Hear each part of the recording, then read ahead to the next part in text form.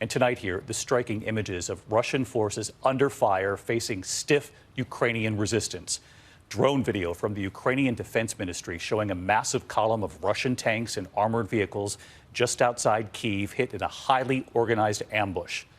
Afterward, a burned-out tank sat in front of a home, the Ukrainians appearing to hold them at bay, at least for now. Mariupol shelled again today after that hospital was struck, under siege for almost a week now. The attacks making it too dangerous for anyone to try to leave. Crews there rescuing people from the remnants of their shattered homes, missile strikes sounding in the background. People lining up for water, most of the city without it and without electricity as well. The mayor there now saying more than 1,300 people have died, some buried in mass graves now. Proper burials just too hard to pull off. And in the city of Chernihiv, that extraordinary image tonight. The delicate and dangerous operation. Look at this. Ukrainians appearing to defuse a massive unexploded missile using a water bottle. And tonight, Vice President Kamala Harris on a diplomatic mission to Poland. News on those Soviet-era fighter jets. The vice president was pressed on that offer from Poland to deliver those jets to a U.S. airbase. And the vice president on Putin's actions in Ukraine so far, as some leaders in the West already label them war crimes. ABC senior foreign correspondent Ian Pannell leading us off tonight from Kyiv.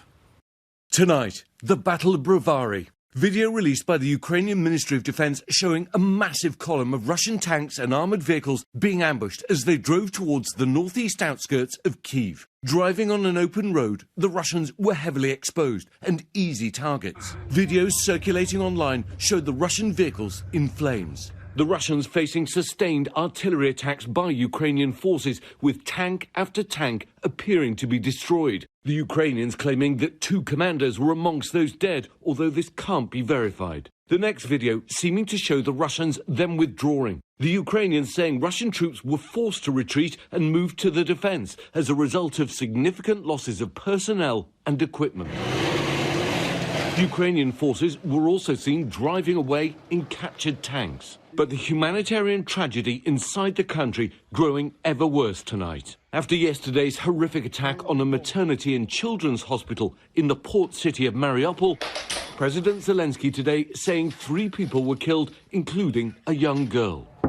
And today, a high-rise building was hit. Even the local fire department in Mariupol was bombed. An attempt to try and evacuate residents failed again when the city was pounded by the Russian military, who only seem to have stepped up their attacks. Firefighters were seen rescuing people from a destroyed building and working to free a seriously injured boy. The shell-shocked residents have been under siege for almost a week. Today, the Red Cross saying people have no power, water or gas for heating. Mariupol's deputy mayor saying 1,300 people have been killed, with reports of bodies lying in the streets, local officials now forced to dig trenches for mass graves. The bravery and the risks are great. In the northeastern city of Chernihiv, in video released by the Ukrainian emergency services, 2 workers carefully defused a massive unexploded bomb. One person carefully dripping water over it to lubricate the threads and prevent a static discharge that could set it off. Efforts to end the fighting went nowhere during talks between the foreign ministers of Russia and Ukraine in Turkey today. In fact, at one point, Russia's Sergei Lavrov even denying Russia had even attacked Ukraine. In Poland, Vice President Harris met with the country's leader, but sidestepped questions about the US rejection of a Polish offer to send its MiG fighters to Ukraine through American hands. The Pentagon said the US transferring jets could risk a wider conflict between NATO and Russia. Although their advance is being slowed, Russian forces are still creeping ever closer to the capital, Kyiv.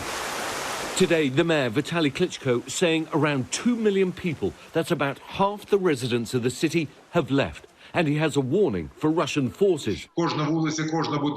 Every street, every house is being fortified, he said. Although thousands are leaving the capital every day, some are only just arriving. 3 weeks ago, this was a kindergarten that echoed to the sounds of children playing. Today, it's a shelter for the elderly and forlorn, who've been rescued from towns and villages under siege. Nina Petrovna fled her village of Pusha when it came under intense shelling. She was told to escape immediately. I'm crying because we all love our town and we want to go back there, she says. We're all friends and we want peace. Nina didn't even have time to bring her medication. Many of the people here arrived with just the clothes on their backs. And in their twilight years, the very least they could expect is a little dignity, to be comfortable, happy and safe. But tonight, no one in Ukraine has such luxuries anymore. Extraordinary to see the seniors in those rooms where the children were playing just days ago. Ian Panel with us again tonight from the Ukrainian capital. And Ian, we saw that Russian column hit by the Ukrainians, held back at least for now. But there are new estimates tonight on when Kyiv could be encircled by the Russian forces. But that even when that happens, the capital circled. Some intelligence suggesting there could then be a very long fight to follow.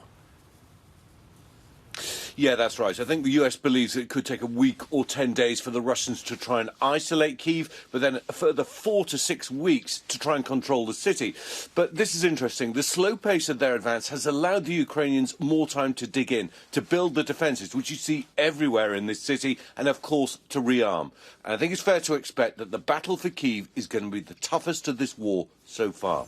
David? Ian Panel leading us off again tonight in Kyiv. Ian, thank you. Hi, everyone. George Stephanopoulos here. Thanks for checking out the ABC News YouTube channel. If you'd like to get more videos, show highlights, and watch live event coverage, click on the right over here to subscribe to our channel. And don't forget to download the ABC News app for breaking news alerts. Thanks for watching.